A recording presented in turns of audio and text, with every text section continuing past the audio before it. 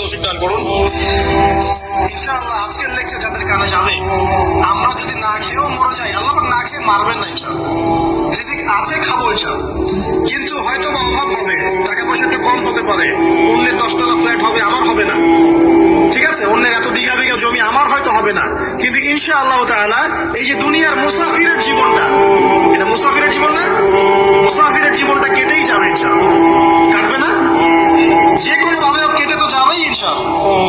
পরকালের জীবনটা একটা চেতনার শক্তি, জানেন, দুনিয়াতে যত বাধা বিপত্তি আসুক, গাল মন্দ খান, বিভক্ত অমত খান, কষ্ট হোক, নির্যাতন হোক, একটা বিষয় মনের মধ্যে শান্তি দেয়। কি শান্তি? যে এই দুনিয়ার জীবনটা তো আর চিরস্থায়ী নয়, এটা তো সারা জীবন থাকবে না। ইনশাআল্লাহ এই অবস্থা আস্তে আস্তে পরিবর্তন হয়ে যাবে। ফাইন্না মাআল উসরি ইউসরা, পরকালে ইনশাআল্লাহ পাবো। দুনিয়াতে না পেলে কি হয়েছে, পরকালে পাবো ইনশাআল্লাহ। যুবক ভাই, এসব জেনা ছেড়ে দেন, আল্লাহ রাব্বুল আলামিন আপনার জন্য হুর রেখেছেন জান্নাত, ইনশাআল্লাহ পাবেন ইনশাআল্লাহ। এটা ছেড়ে দেন, সুদ ছেড়ে দেন, আল্লাহ পাক আপনার জন্য হাউজে কাউসার রাখছে ইনশাআল্লাহ, ঠিক আছে।